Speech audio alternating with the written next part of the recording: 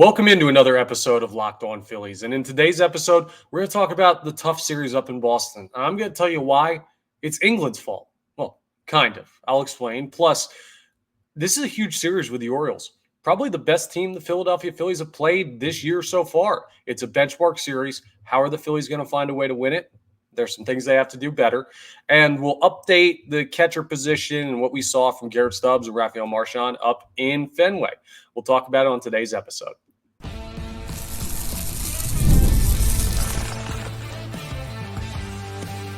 You are Locked On Phillies, your daily Philadelphia Phillies podcast.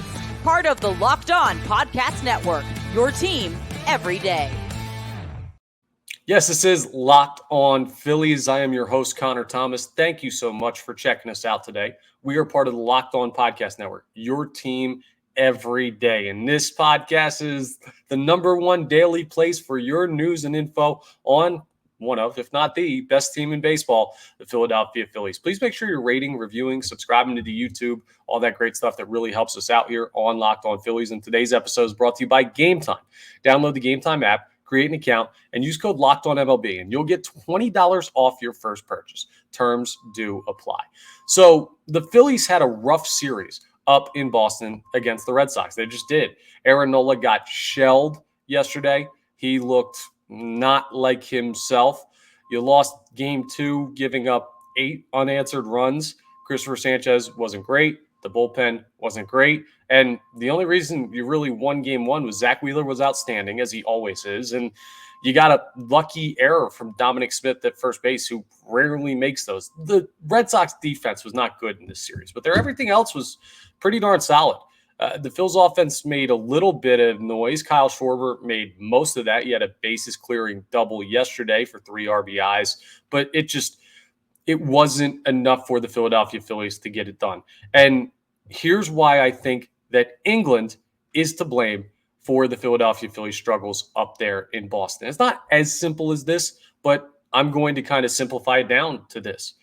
Aaron Nola did not look like himself. Spencer Turnbull did not look like himself. Christopher Sanchez did not look like himself. There were a couple of guys who took the mound in this series against the Red Sox that just struggled uncharacteristically. And the Philadelphia Phillies had 3 days off in 5 days worth of time. There were some guys in the rotation that have not thrown in over a week because of the time frame of going to England and coming back and then playing Boston. It was a weird, quasi all-star break, but it wasn't a break because the guys still traveled. I love when the Philadelphia Phillies are on the international stage, right? That happens never. I love when they're on the national stage, much less you send them over to England and one of the games you beat up on the New York Mets and entertaining, and Bryce Harper goes yard, does a soccer slide. Everything that comes with that is awesome.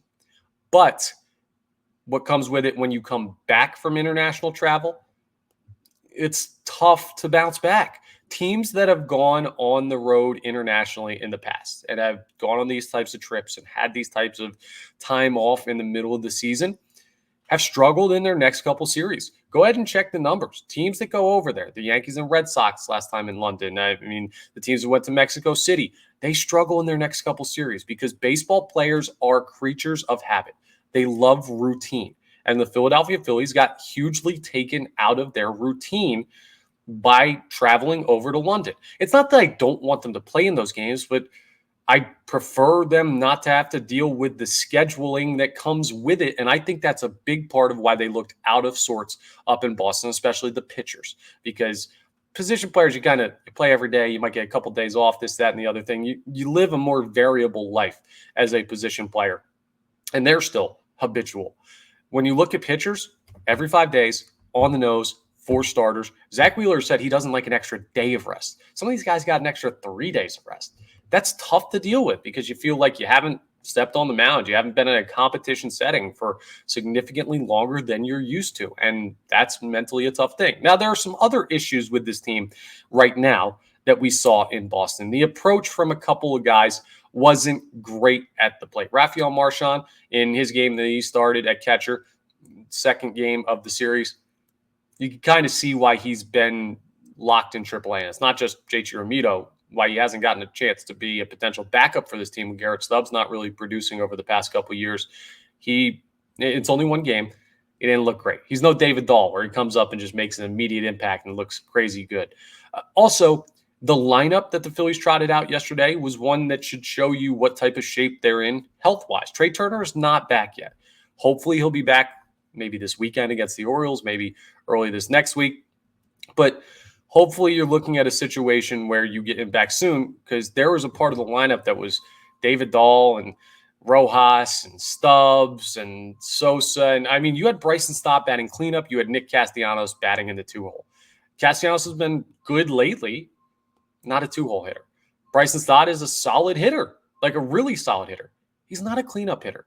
That lineup was very reminiscent of like 2019, 2020, where you have some good names and the roster is not filled out enough for you to make too much of an impact. And this is just one game. And I'm not faulting Rob Thompson. That's kind of what you have to work with Brandon Marsh not available and JT Realmuto not available and Trey Turner not available yet, hopefully coming back soon.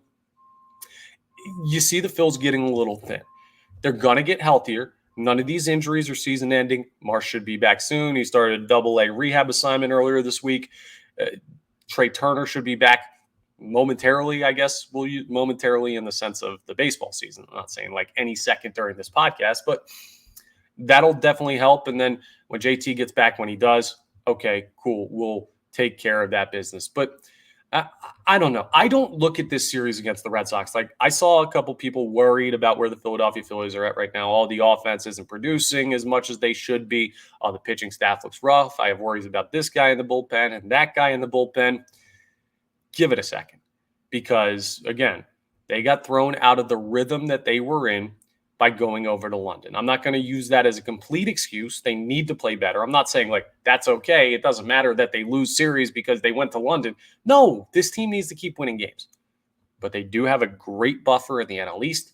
They have a strong buffer in the top seed in the National League. We're a long way away from worrying about playoff seeding, but they're still in really, really good shape as one of the best teams in baseball and clearly the best team record-wise in the National League. So I'm not losing my mind over it. I do think, though, that you need to find a way to have a lineup that doesn't have Whit Merrifield and Edmundo Sosa and Garrett Stubbs and David Dahl and Christian Pache and Yohan Rojas, like all kind of in there, like in the same game or close to the same game. Like, that is not sustainable to the level of which the Philadelphia Phillies have played. That is not the roster that you'd expect them to trot out on their best day, and that's what they've been dealing with lately. Are there any things that I saw in that series that I'm looking at and I'm like, oh, I'm a little bit worried about that? The one thing is Christopher Sanchez's command of the strike zone. And this goes directly in the face of me saying, hey, cut him slack because you had all that time off. But he's had moments this year. He's got great stuff when he's around the zone, when he controls his changeup, when his fastball is spotted where he wants it. Like, he is really, really good. But there will be times out where he just loses command. And I don't think it's a major issue, but something to keep an eye on, because as much as he's been good this year, he's not a guy that you expect every time out to just be dominant the way you expect Wheeler to do that and Ranger Suarez to do that. And you kind of expect Aaron Nola to do that. I'm not worried about Nola because, I don't know, he has those blow-up starts. We know that. This is not new information when it comes to Aaron Nola. Now, giving up 11 hits in a start and all those runs yesterday is not great, not ideal. I'm not going to tell you it was a good start by Aaron Nola because everybody watching saw that it wasn't. But what I will say is when he has starts like that, I'm past the point of worrying, oh, is he going to hit a bad stretch? He doesn't really have bad stretches. He has bad games. And that's not ideal, but it's part of the Aaron Nola experience. And the highs are very high. The lows sometimes can be low. And normally it's way more good than bad. So overall, it sucks you lose the series up in Boston. That's a beatable team. They came in even 500, and you end up losing the series to them. That sucks. Also, Fenway's been a tough place for the Philadelphia Phillies to play historically, or at least from my memory. So maybe that's it, but road's not getting any easier here. The series with the Baltimore Orioles upcoming is a big one. Maybe the biggest series of the year so far when it comes to making a statement. Because if this Phillies team, with these lineups and the players that are currently hurt, if they can go and play Baltimore and take care of business and win a couple of those games and win a series, how much better are we feeling about this team's ability to play with the top teams in baseball? It shouldn't be a concern, but I'd like to see them confirm what I think is the truth about this team, that they're really good, whether the team's bad that they're playing against or the team's good that they're playing against. So we'll get into that coming up as we continue today's episode of Locked On Phillies. But let's talk about, and you got to check this out, Tax Nation USA. They're awesome. Here on Locked On Phillies, we pride ourselves on getting you the latest news for your team, whether it's the offseason, the draft, spring training, regular season, or the playoffs. And it's year-round, just like tax time. You might say, oh, well, tax season? That's a specific time of the year. No, collection season is year-round. Just because tax season is over doesn't mean the IRS is going to stop coming after you for unfiled taxes. The IRS can garnish your wages, levy your bank accounts, even seize your property. Do not let the IRS target you. Let the licensed professionals and tax experts at Tax Network USA go to bat for you. They're a great pinch hitter. How great would it be to have someone that talented to pinch hit for the Phillies? With over 14 years of experience and an A+ rating by the Better Business Bureau, Tax Network USA has saved their clients over $1 billion in tax debt. Whether you owe taxes, have complicated matters that require tax planning, or maybe you finally hit that giant parlay this season and you need help correctly filing your winnings, we'll call 1-800-549-1000 or visit TN, as in Tax Nation, USA.com/locked-on. You can also see the link in the description below for more information. All right, let's talk about the upcoming series with the Baltimore Orioles. I've already told you, this could be the biggest series of the year for the Philadelphia Phillies when it comes to the opponent that they've faced. I know opening day against the Braves, that opening series felt big. The Phillies haven't played the Braves since, and they really haven't played any other top-tier teams in baseball because, frankly, there's not that many top-tier teams in baseball to play, but the Baltimore Orioles are certainly one of them. They're 45-23. For as good as the Phillies have been at 46-22, that's a game's worth of difference between these two teams. So, yeah, it's going to be a high-powered series.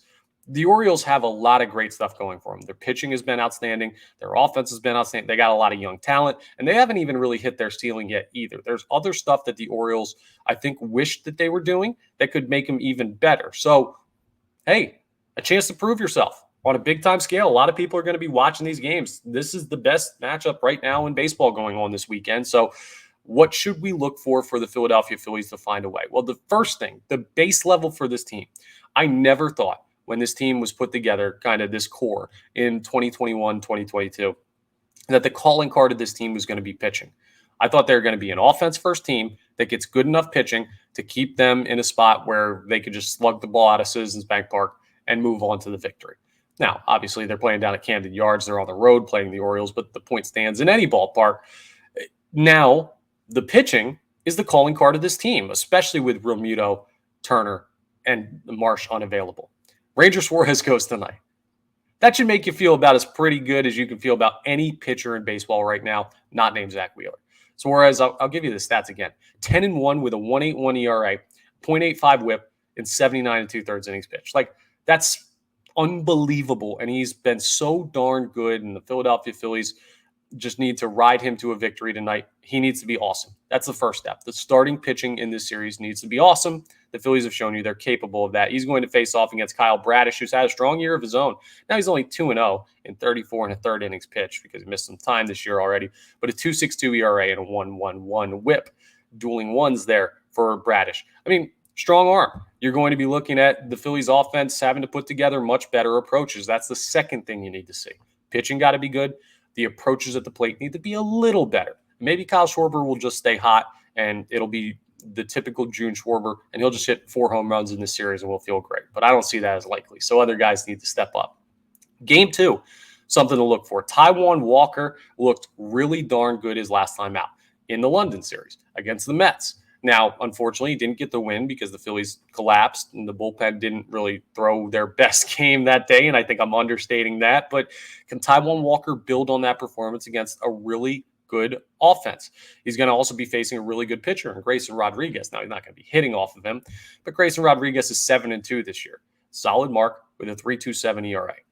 He's a guy that also is going to strike out a lot of batters, 71 in 63 innings pitched. The strikeout has been a problem for the Phillies at times this year. Not a problem that cost them games, but they've won games where they struck out like 14, 15, 16 times. I don't think you're going to do that against Baltimore. I don't think you're going to do that with Taijuan Walker on the mound. So focus on that. The other thing that's hurt Taijuan Walker, 8 home runs in 43 and a third innings pitched. The long ball has really crushed him at points this year. Baltimore can hit the ball out of the yard a little bit. They're just a really solid team. They play defense well. They pitch well. They got a solid bullpen, and they have a great lineup with a bunch of young stars. So that's going to be a tough one. You really need to win game one because I don't feel very confident about game two of this series. I don't. In the final game of the series, the pitching matchup, Wheeler's going to take the mound again. And of course, your best pitcher on this staff gets Corbin Burnes, the best pitcher on the Baltimore Orioles staff, who they acquired from Milwaukee in the offseason. He's been every bit of what they thought he should be. A 7-2 win-loss record, a 2.08 ERA, a 1 even whip, and Wheeler's numbers are better in everything besides ERA. They've thrown nearly the same amount of innings, and Zach Wheeler has 13 more strikeouts than Burnes. So Burnes has not really been striking out batters at the rate that he had been in Milwaukee. Only 82 Ks and 86 2/3 innings pitched. Maybe he's more gettable. He's given up 8 home runs. It's also a bit of an issue, but that's only 1 every 10 innings. So I don't know. Maybe you run into one, maybe you don't.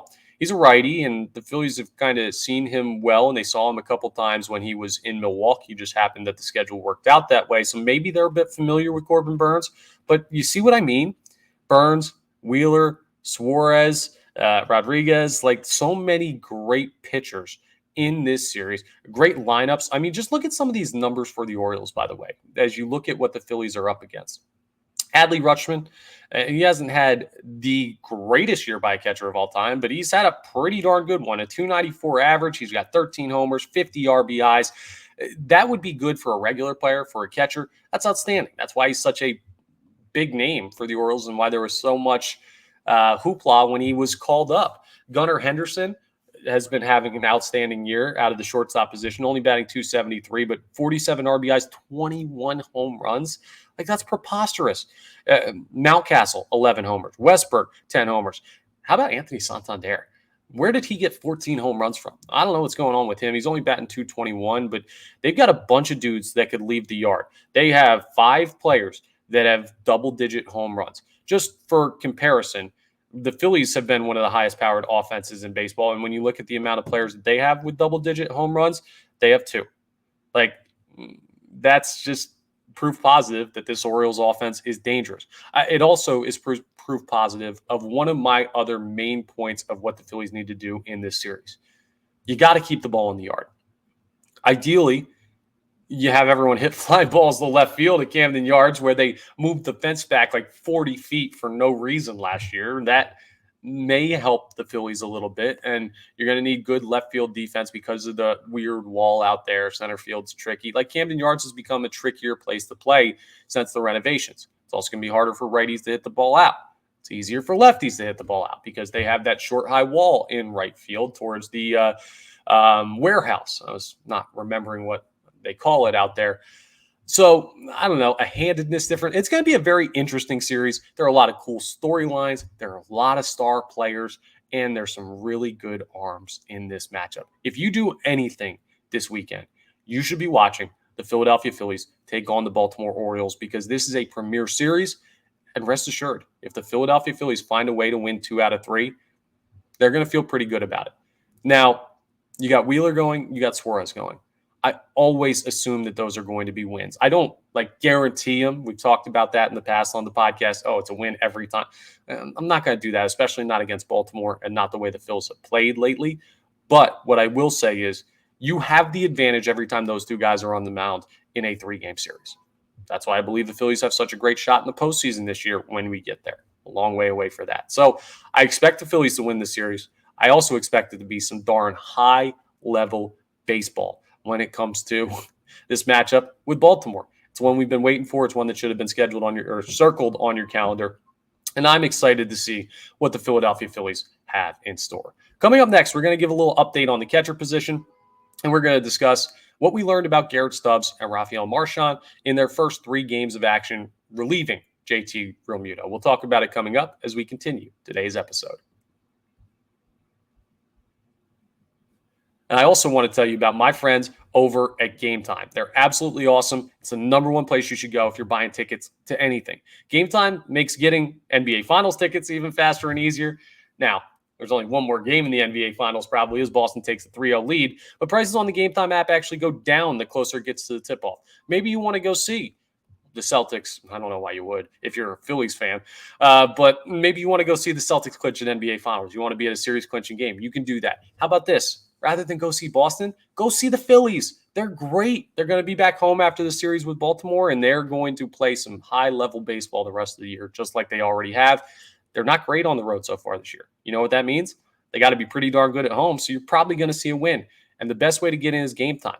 With killer last-minute deals, all-in prices, views from your seat, and their lowest price guarantee, Game Time takes the guesswork out of buying NBA tickets, MLB tickets, comedy, concerts, theater, anything you want a ticket to. Game Time can help you out. I was hearing some people talk about how they got tickets from Game Time to the World Cricket Championships or whatever's going on. Like, you can get Game Time tickets anywhere. They have everything, and they've got the best deals. And the Game Time guarantee, this is my favorite thing. If you find another seat in your row and section for less on a competing site, well, they'll credit you 110% of the difference, not just 100%, 110%. That shows you how darn confident they are that they have the best prices. What more could you want from Game Time? Do you want money off? Okay, absolutely. Well, take the guesswork out of buying NBA Finals tickets, MLB tickets, all of that stuff. Download the Game Time app, create an account, and use code LOCKEDONMLB, and you'll get $20 off your first purchase. Make it even cheaper. You're going to have the cheapest ticket already. Then you get $20 off. That's perfect. I mean, terms apply. Again, create an account and redeem code LOCKEDONMLB for $20 off your first purchase. Download Game Time today because they got last-minute tickets, the lowest price, and all of that, well, it's guaranteed. All right, let's talk about what the Philadelphia Phillies have been seeing from their catchers. Their backup catchers, Rafael Marchan and Garrett Stubbs, will be splitting time with JT Realmuto out of the lineup for about a month. And here's what I saw up in Boston. Defensively, Stubbs, clearly he's like a step back from Realmuto because JT Realmuto is one of the best players in baseball, but that step back is more offensively. Defensively, I do think that Garrett Stubbs can do a strong job of taking care of what he needs to behind the dish. I don't know that I saw a couple people theorizing that the trouble with the pitching staff at points in this series was because they were not throwing to JT Realmuto. I don't know that I buy that. I got to see a couple more instances of that before I say, yeah, Stubbs can't call a game, or yeah, Marchan can't call a game. I don't think that's it. I really point towards the London series and just kind of the change, and maybe it's part of it. Like, that's a lot of change all happening at once, and I don't think that's the biggest contributing factor. So, yeah, I feel good about Stubbs. He's going to have to produce offensively. He did a little bit in the series against the Red Sox. You're not going to get too much out of him, but anything you can get is a bonus. So that's that. Marchan, I don't know, man. I watch the guy play and I say, the eye test tells me this guy's a AAA player or a backup at the major league level and like a low-level backup. And maybe he'll prove me wrong. I've only seen one game of him this year. He's had injury issues in the past and he needs to work out of some stuff. Maybe it's some nerves getting back up to the major league level. It's not his first time in the majors, but it's his first time in a while in the majors. So I'm not going to kill the kid for not having his best game and having a bad pass ball and stuff like that. I'm not going to kill him for it. I will say, just like watching it and getting a feel of his ability, I'm not looking at plus play from the catcher position in JT's absence. Now, the counter to that is you shouldn't be. I think the most important thing to have during this time is to maintain the proper expectations as a fan base. We did not come into this stretch without JT Realmuto saying, they're just fine. Garrett Stubbs is going to hit 306 home runs, and Marchan's going to play great defense and bat 250 and drive some runs in. Like, no, we believed there was going to be a step back. We had I think, if you listen to what I said when the injury happened, we have a rational approach to what you should expect from Stubbs and Marchan, which is don't kill us, don't kill the team, and survive defensively. Well, actually, you should be MLB average defensively. They're capable of that. Survive offensively and hope that the other guys on the team pick you up. And Kyle Schwarber started to do some of that. Nick Castellanos tried to do some of that. Some of the guys had good series. Bryson Stott had a couple moments in the series where he looked good. So the offense will come.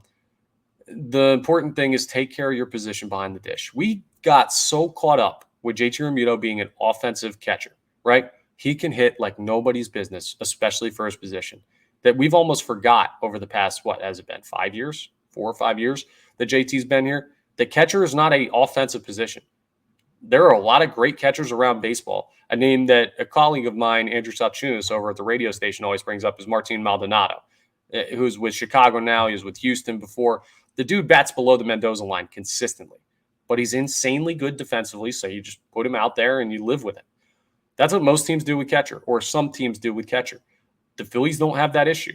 You'll see it with the Orioles, with Adley Rutschman coming up this series, where it's another plus offensive catcher. But that's not the norm. And expecting these guys to be better than the average catcher, it's just like you're setting yourself up to be disappointed. So proper expectations, very important for the Philadelphia Phillies and the fan base going into this. And let's just hold that together as we go into the weekend. That's all for today's episode of Locked On Phillies. Thank you so much for checking us out. A little update on scheduling. So I'm heading to the Outer Banks. It's my brother's bachelor party. So I'm not going to have an episode out on Monday. Tuesday, I'll be driving back. So I'll get an episode back after I get off the road. It'll be a long drive. I promise, though, I'll get you an episode up on Tuesday. So we'll break down the Orioles series then. It'll be a day past, but family comes first, guys. And I appreciate you being understanding on that. And we'll get a lot of content out in the next couple of days. Might throw an extra episode at the end of next week out for you just to keep everything on the up and up and keep you guys zoned in on what you need to know about the Philadelphia Phillies. But that's what's going on if you don't hear from me on Monday. Appreciate it. Please make sure, by the way, you're rating, reviewing, subscribing to the YouTube, all that great stuff that really helps us out. And we're part of the Locked On Podcast Network, your team every day. I will talk to you on Tuesday. Enjoy your weekend. Go Phils. Take down those Orioles down there in Baltimore. Prove to the rest of Major League Baseball you're not on the slide. Just a little bit of a misstep, and we're back to being dominant. That's what I'm looking for. Talk to you on the next episode of Locked On Phillies.